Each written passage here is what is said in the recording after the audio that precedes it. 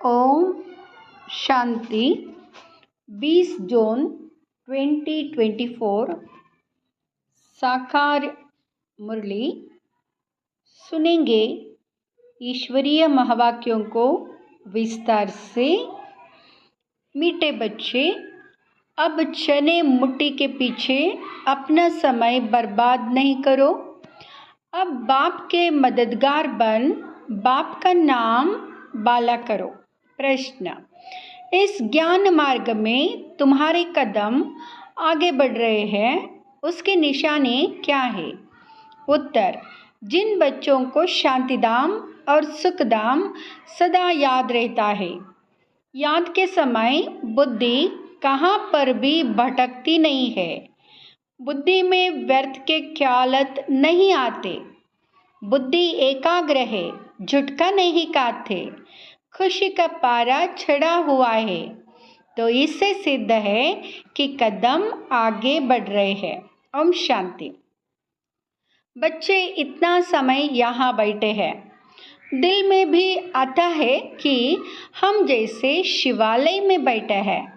शिव बाबा भी याद आ जाता है, स्वर्ग भी याद आ जाता है, याद से ही सुख मिलता है। यहाँ भी बुद्धि में याद रहे हम शिवालय में बैठे हैं तो भी खुशी होगी। जाना तो आखिर इन सभी को शिवालय में है। शांतिधाम में कोई को बैठ नहीं जाना है।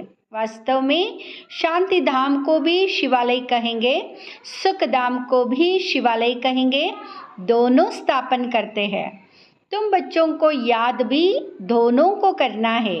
वहाँ शिवालय है शांति के लिए और वहाँ शिवालय है सुख के लिए। यह है दुखधाम। अभी तुम संगम पर बैठे हो, शांतिधाम और सुखधाम के सिवाय और किसकी भी याद नहीं होनी चाहिए। भल कहाँ भी बैठे हो, धंधे आदि में बैठे हो, तो भी बुद्धि में दोनों शिवालय याद आने चाहिए। दुखधाम भूल जाना है, बच्चे जानते या वैशालय दुखधाम अब खत्म हो जाना है। यहाँ बैठे तुम बच्चों को झुटका आदि भी नहीं आना चाहिए। बहुतों की बुद्धि कहाँ कहाँ और तरफ चली जाती है, माया के विघ्न पड़ते हैं। तुम बच्चों को बाप घड़ी घड़ी कहते हैं, बच्चे मन में ना भाव, भिन्न भिन्न प्रकार की युक्तियाँ भी बतलाते हैं। यहाँ बैठे हो, बुद्धि में यह याद करो कि हम पहले शांतिधाम शिवालय में जाएंगे, फिर सुखधाम में आएंगे। ऐसा याद करने से पाप कटते जाएंगे। जितना तुम याद करते हो उतना कदम बढ़ाते हो। यहाँ और कोई ख्यालत में नहीं बैठना चाहिए, नहीं तो तुम औरों को नुकसान पहुँचाते हो, फायदे के बदले और ही नुकसान करते हो। आगे जब बैठते थे तो सामने कोई को जांच करने के लिए बिठाया जाता था।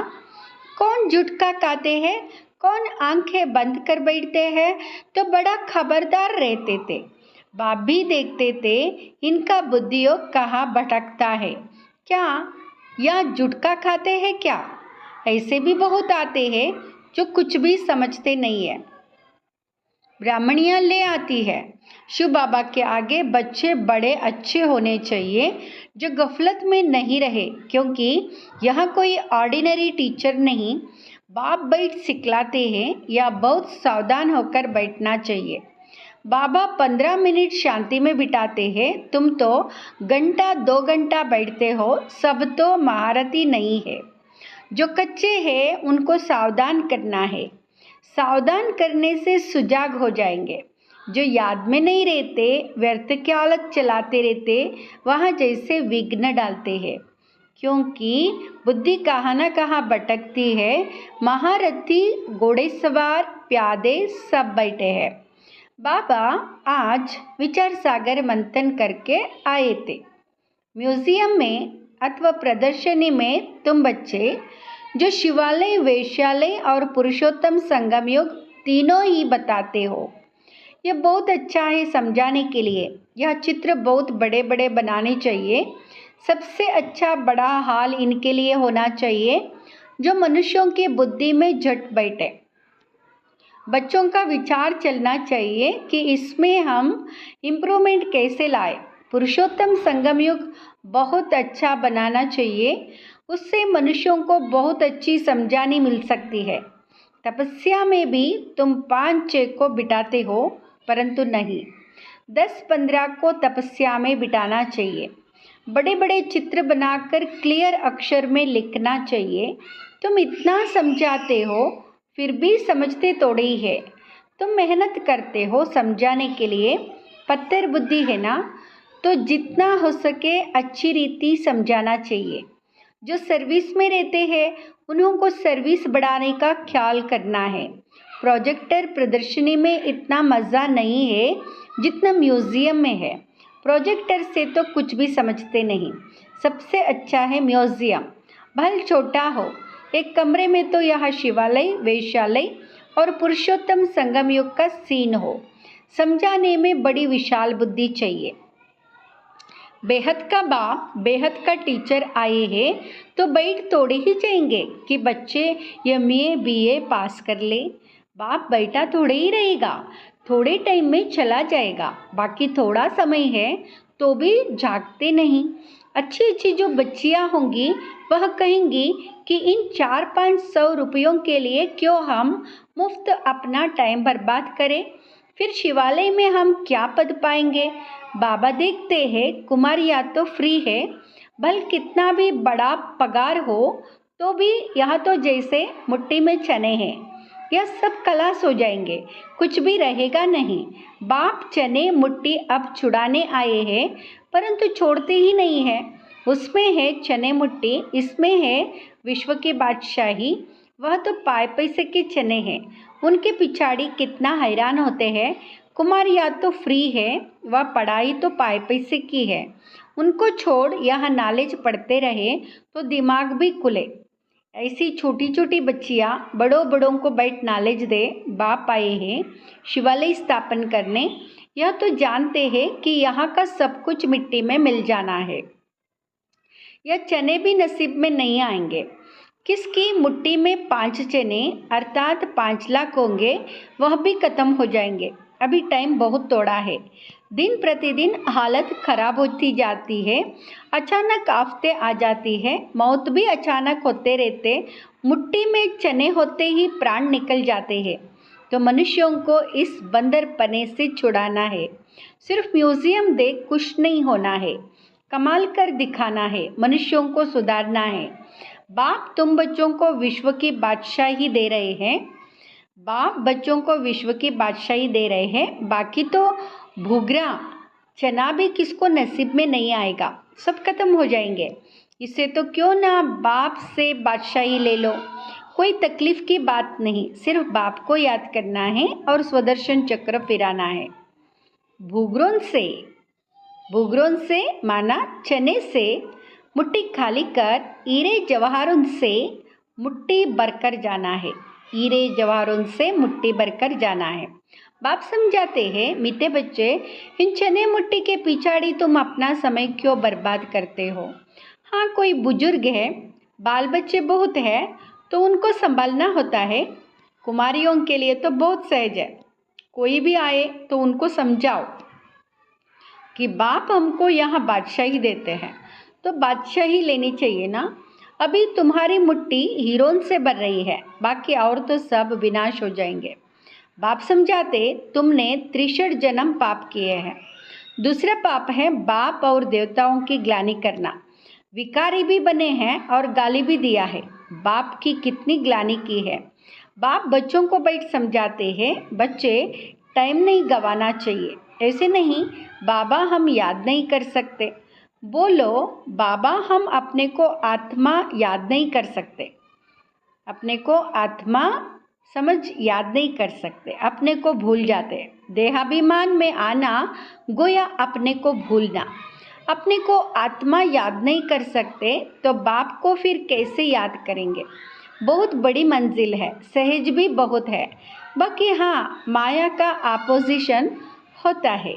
माया का अपोजिशन होता है। मनुष्य गीता आदि भल पढ़ते हैं परंतु अर्थ कुछ भी नहीं समझते। भारत की है ही मुख्य गीता। हर एक धर्म का अपना अपना एक शास्त्र है। जो धर्म स्थापन करने वाले हैं उनको सद्गुरु नहीं कह सकते, यह बड़ी भूल है। सद्गुरु तो एक ही है, बाकी गुरु कहलाने वाले तो ढेर है। कोई ने कारपेंटर का काम सिखाया, इंजीनियर का काम सिखाया, तो वह भी गुरु हो गया। हर एक सिखलाने वाला गुरु होता है। सद्गुरु एक ही है, सद्गुरु एक ही है।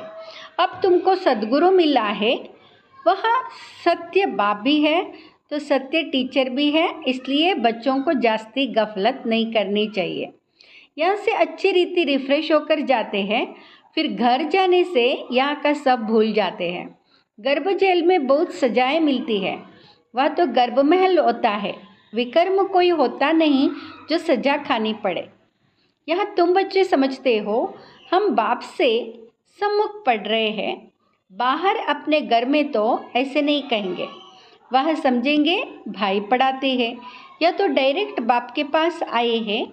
बाप बच्चों को अच्छी रीति समझाते हैं। बाप की और बच्चों की समझाने में फ़र्क हो जाता है। बाप बैठ बच्चों को सावधान करते हैं। बच्चे कहा समझाते हैं। तुम शिवालय और वेश्यालय को समझते हो, बेहद की बात है। यह क्लियर कर दिखाओ तो मनुष्यों को कुछ मज़ा आए। वह तो ऐसे ही हंसी कुड़ी में समझाते हो। सीरियस हो समझाओ तो अच्छी रीति समझे। रहम करो अपने पर। क्या इस वेश्यालय में ही रहना है? बाबा के ख्याल तो चलते हैं ना। कैसे कैसे समझाए। बच्चे कितनी मेहनत करते हैं, फिर भी जैसे डिब्बी में टिकरी हाँ हाँ करते जाते। बहुत अच्छा है, गांव में समझाना चाहिए, खुद नहीं समझते।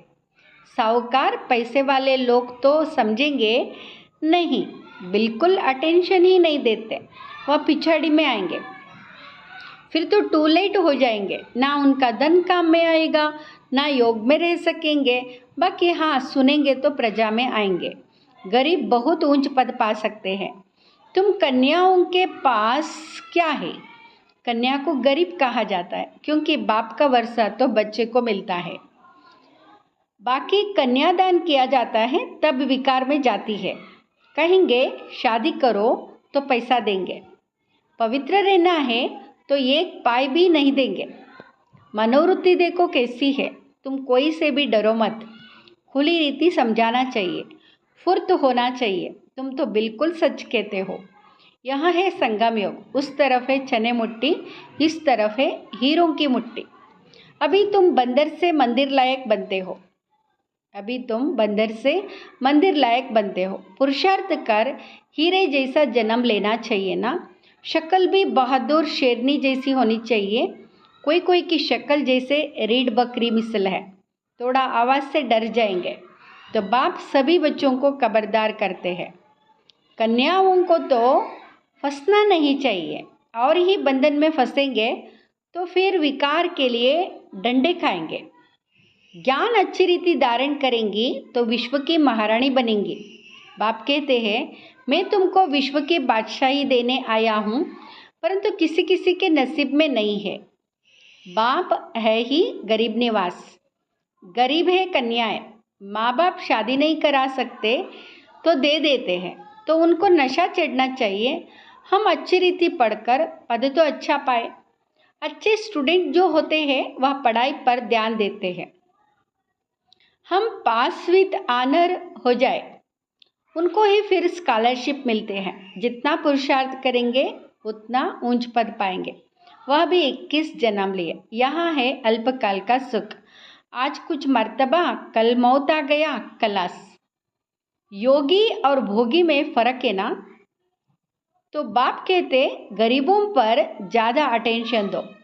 साहूकार मुश्किल उठाएंगे, सिर्फ कहते बहुत अच्छा है, यह संस्था बहुत अच्छी है, बहुतों का कल्याण करेगी, अपना कुछ भी कल्याण नहीं करते। बहुत अच्छा कहा, बाहर गए खलास, बाहर गए खलास।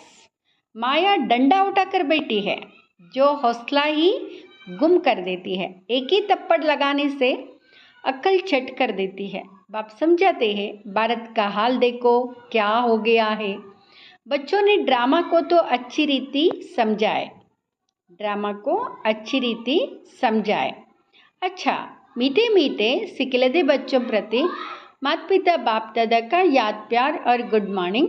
रूहानी बाप की रूहानी बच्चों को नमस्ते। हम रूहानी बच्चों की रूहानी माता पिता बाप दादा को याद प्यार गुड मॉर्निंग, नमस्ते, शुक्रिया बाबा, शुक्रिया, नमस्ते। धारणा के लिए मुख्य सार। चने मुट्ठी छोड़ बाप से विश्व की बादशाही लेने का पूरा पुरुषार्थ करना है। किसी भी बात में डरना नहीं है। निडर बन बंधनों से मुक्त होना है। अपना समय सच्ची कमाई में सफल करना है। अपना समय सच्ची कमाई में सफल करना है। दूसरा, इस दुखधाम को भूल शिवालय अर्थात शांतिधाम सुखधाम को याद करना है। माया के विघ्नों को जान उनसे सावधान रहना है। माया के विघ्नों को जान सावधान रहना है। वरदान, गीता का पाठ पढ़ने और पढ़ाने वाले नष्टो मोहा स्मृति स्वरूप भाव। गीता का पाठ पढ़ने और पढ़ाने वाले नष्टो मोहा स्मृति स्वरूप भाव। नष्ट मोहा स्मृति स्वरूप भाव। गीता ज्ञान का पहला पाठ है, अशरीरी आत्मा बनो, और अंतिम पाठ है नष्ट मोहा स्मृति स्वरूप बनो। पहला पाठ है विधि और अंतिम पाठ है विधि से सिद्धि। तो हर समय पहले स्वयं यह पाठ पढ़ो, फिर औरों को पढ़ाओ। ऐसा श्रेष्ठ कर्म करके दिखाओ जो आपके श्रेष्ठ कर्म को देख अनेक आत्माएं श्रेष्ठ कर्म करके अपने भाग्य की रेखा श्रेष्ठ बना सके। अपने भाग्य की रेखा श्रेष्ठ बना सके। स्लोगन, परमात्म स्नेह में समाये रहो तो मेहनत से मुक्त हो जाएंगे। परमात्म स्नेह में समाये रहो तो मेहनत से मुक्त हो जाएंगे। ओम शांति।